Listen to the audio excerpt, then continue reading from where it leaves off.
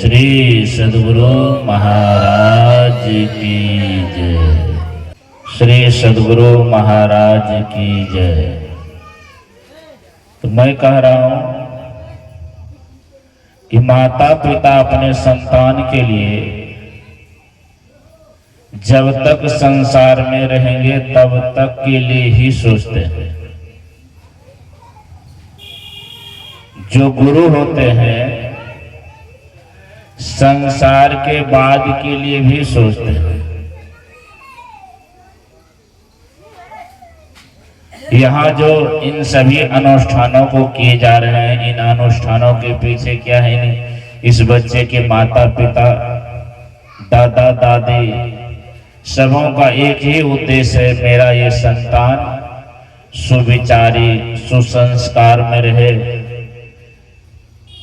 और माता पिता का सेवा करे, समाज में नाम उनका रोशन हो, उनके नाम से लोग समाज को भी जाने, इस तरह के कीर्तिमान उनके जीवन में हो।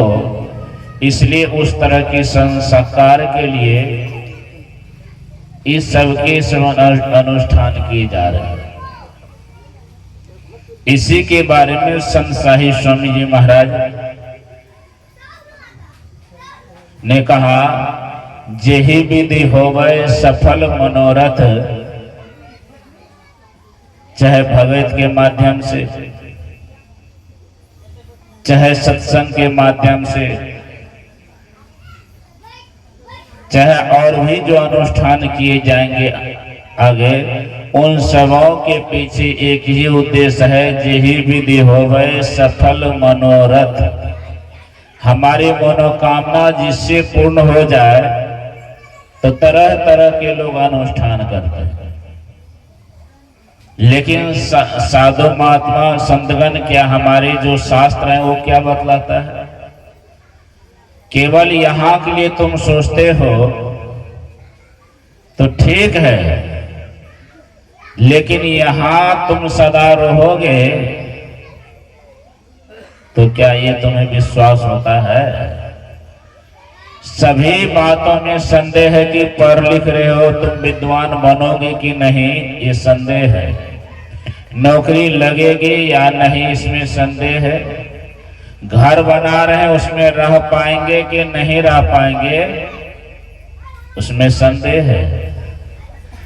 संसार के सभी कामों में संदेह है, लेकिन कोई कह दे मरेंगे कि नहीं मरेंगे, इसमें संदेह नहीं। मरना तो है ही है, आए हैं सो जाएंगे, सब कोई कहते हैं, लेकिन आए हैं ये तो पता है, जाएंगे ये भी पता है। तो जाएंगे तो कहाँ जाएंगे? 50 वर्ष 100 वर्ष का जो जीवन आपको मिला, इस जीवन में सोचते हैं खूब बढ़िया से भोजन मिले, सबसे बढ़िया भोजन मैं करूं। सबों के मन में होता है, चाहे गरीब हो अमीर हो, चाहे कोई भी हो, ऊंचे कुल वाले हो नीचे कुल वाले हो, सुंदर हो कुरूप हो, सबको यही सोचते हैं कि सबसे स्वादिष्ट भोजन मैं करूं। सबों के मन में होता है, सबसे बढ़िया वस्त्र मैं पहनूं, सबसे बढ़िया घर मेरा हो, संसार में सब कोई हमें खूब बढ़िया से जाने, हम निरोग होकर के रहे, कोई रोग नहीं हो, हमें शांति मिले, कभी बेचैनी नहीं हो, हमें मुस्कुराते रहे, कभी आंसू बहाना नहीं पड़े। ये सब कोई सोचते हैं, सब कोई सोचते हैं। लेकिन क्या सोचने मात्र से आज तक, बचपन से लेकर के अभी 40 वर्ष अगर आपने बिताया है, 25 वर्ष ही जीवन बिताया है, 75 वर्ष भी आपने जीवन बिताया है, क्या ऐसा संसार में हुआ है जो आपको बेचैनी कभी नहीं हुआ है, कभी पश्चाताप नहीं करना पड़ा है, कभी रोना नहीं पड़ा है? चाहे किसी भी चीज से जिसमें खुशी हुई है, जिसमें आप मुस्कुराए हैं, वहां रोना भी पड़ा है। एक भी चीज जैसा नहीं है, कहीं संसार में आप मुस्कुराए हैं, प्रसन्न हुए हैं, कहीं भी किसी चीज में रत्ती मात्र में भी अगर मुस्कुराए हैं, प्रसन्न हुए हैं, वहां अप्रसन्न होना पड़ा है। होना पड़ा है कि नहीं पड़ा? क्यों? कारण क्या है? ये शरीर नाशवान है। आज संसार क्या है? विनाशशील है, परिवर्तनशील है। जो संसार ही जब परिवर्तनशील है, क्षण भंगुर शरीर है, यहाँ सब कुछ नित्य सोचते हैं, कभी मिलने वाला है। जो देख रहे यहाँ संसार परिवर्तनशील है, तो क्या मुस्कुराए हैं तो रोना पड़ेगा कि नहीं रोना पड़ेगा? रोना पड़ेगा ना। यही भगवान श्री राम कहते हैं,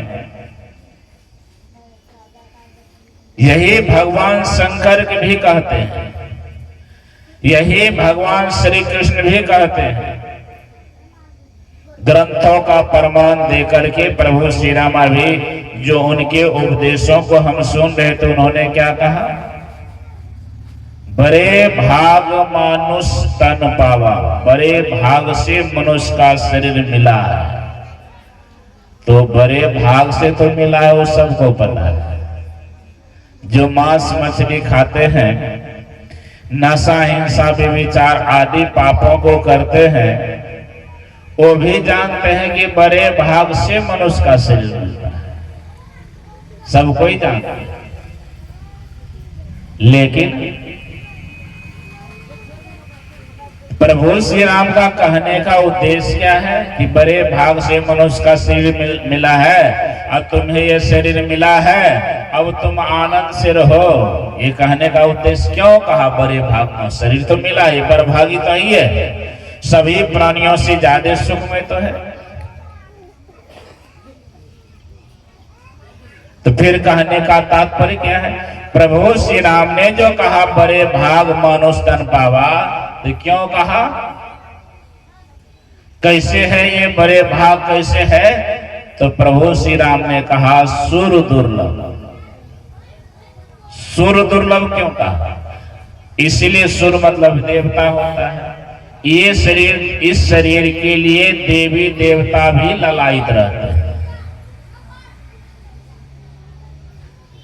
क्यों ललायित रहते हैं? इसीलिए कि देवी देवता के शरीर जो है ना, कैसा होता है तो आप सत्संग में जानते ही होंगे।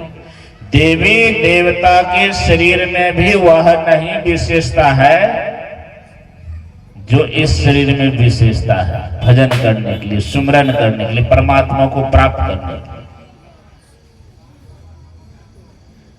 ऐसे इसीलिए कहा कि बड़े भाग मानुष तन पावा, असुर दुर्लभ। देवता के लिए दुर्लभ है, कठिन से प्राप्त होने योग है।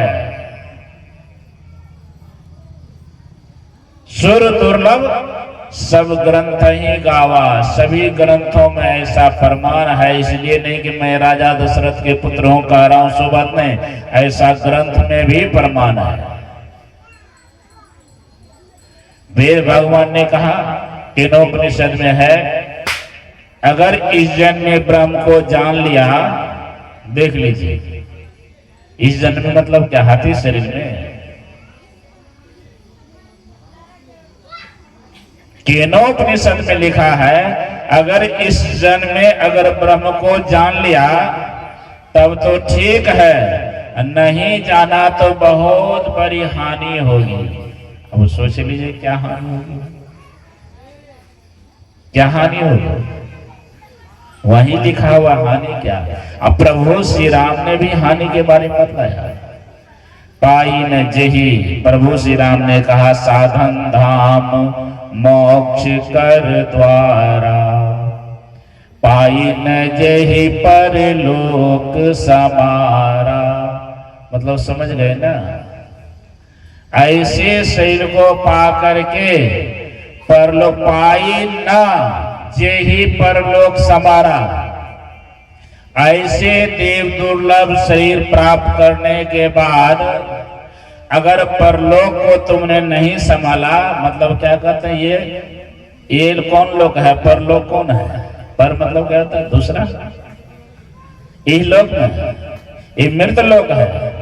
यहाँ के बाद फिर यहाँ रह करके, इस शरीर में रह करके, ये शरीर तुम्हें मिला है, ऐसे शरीर को प्राप्त करने के बाद पाई ना जेहि, ऐसे शरीर को पाने के बाद परलोक ना संभाला तो प्रभु श्री राम ने क्या, सो परत्र दुख पावहि,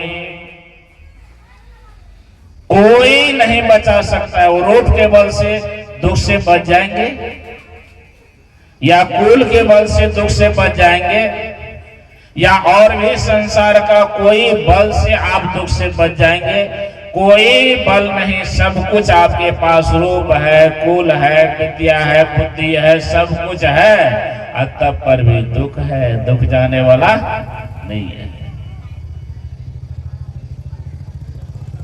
सो परत्र दुख पावहि, देख लीजिए, अगर परलोक को तूने यहां रह करके नहीं संभाला और इसी लोक को तुम अपने सर्वस्व मान लिया, इस शरीर को ही तूने सर्वस्व मान लिया, तो फिर भगवान श्री राम ने कहा, हमारे संत कबीर साहब ने कहा, रे पंछी भूल गया पथ अपना, इस जीवन को जीवन समझा, इस जीवन को जीवन समझ करके झूठ बोल रहे हो, चोरी कर रहे हो, नशा हिंसा विचार कर रहे हो, तमाम पापों में तुम लिप्त हो, तो फिर तुम्हें पश्चाताप करना ही पड़ेगा।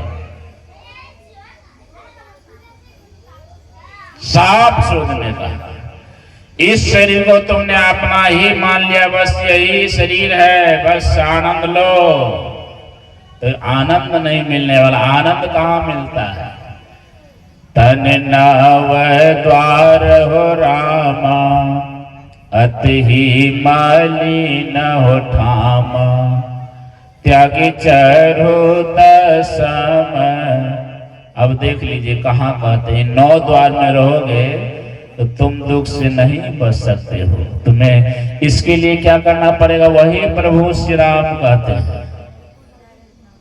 ये जो शरीर तुम्हें मिला हुआ है, ये शरीर की विशेषता है, इसमें क्या है, साधन का धाम है। प्रभु श्री राम कहते इसमें साधन का धाम है, और इस शरीर में साधन का धाम तो है। भी सुन रहे थे ना, इस उस धाम में, संसार में जितना भी धाम है, वहाँ कमेटी समिति सबके सब है, ट्रस्ट है। ये साधन के धाम में भी है नहीं, पर उनका डर नहीं है, तो क्या होगा? यहां देख लीजिए, प्रभु परमपिता परमात्मा ने साधन का धाम दिया है। अगर इस साधन के धाम को तुम धाम बना करके नहीं रखोगे, इस साधन के धाम से तुम लाभ नहीं ले सकोगे। प्रभु श्री राम ने साफ शब्द में कहा, ये साधन का धाम तो है, लेकिन इस धाम को पहले धाम बना लो, और इसमें एक और मोक्ष, इस साधन का धाम में एक दरवाजा है, उसको कहते हैं मोक्ष का दरवाजा। मोक्ष का दरवाजा है। उस मोक्ष के दरवाजा को तुम अगर जान लोगे, नहीं जानोगे तो फिर पश्चाताप, क्योंकि ये शरीर कैसा है, ये शरीर साधारण नहीं है। भगवान श्री राम भी यही कहते हैं, सभी संत महात्मा लोग यही कहते हैं, ग्रंथों में यही प्रमाण है। संसाई स्वामी में कथा कहा करते थे, एक ब्राह्मण गरीबी से उबकर आत्महत्या करने का विचार कर लिया। वह जंगल चला गया और जंगल में जाकर के ऊंचे वृक्ष पर बैठ गया। ऊंचे वृक्ष पर बैठ करके अब वहां क्या करने लगा, सोचने लगा, अब तो यहीं फांसी लगा करके मर जाऊंगा। एक रस्सी लिया और रस्सी लेकर के एक डाल में बांध दिया और दूसरे छोर को गले में लटका बांध लिया। अब बांध करके कूदना ही चाह रहे थे। वहां एक सियार आ गई। सियार तो था ना, सियार को भेष बना कर आ गई और अपने मनुष्य की आवाज में कहा, ये तुम क्या कर रहे हो, ठहरो। तो रुक गया। कहा क्या कर रहे हो? कहा मैं फांसी लगा रहा हूं। किस लिए? कहा गरीबी से उबकर मैंने फांसी लगाने का विचार कर लिया। कहा बताओ, मेरे शरीर को जरा सा तुम गौर से देखो। तुम्हें मानव का शरीर मिला है, देव दुर्लभ शरीर मिला है, और तुम जा रहे हो फांसी लगाने के लिए। और मेरे शरीर में देखो कांटे गरे, मेरे शरीर में घाव है और मेरे अख्तियार में नहीं है उस कांटे को मैं निकाल सकता हूँ, न इस घाव में मैं महलम पट्टी कर सकता हूँ। क्या ऐसे शरीर को तुम गंवा करके अगर तुम मेरे जैसे शरीर में आ जाओगे, तुम्हें क्या दशा होगी? तो झट से समझ गया। अब देख लीजिए शरीर कैसा है, समझ गए ना? दिखाया कि देखो मेरे शरीर में कितने घाव है, पर महलम पट्टी नहीं कर सकता। देखो मेरे शरीर में, पैर में देखो कांटे गरे हैं, उस कांटे को मैं निकाल नहीं सकता है। और तुम मेरे जैसे शरीर में आ जाओगे तो क्या होगा? विचार कर लीजिए। उन्होंने अपना विचार त्याग करके, वो सियार नहीं था, सियार के भेष में आकर के उन्हें समझाया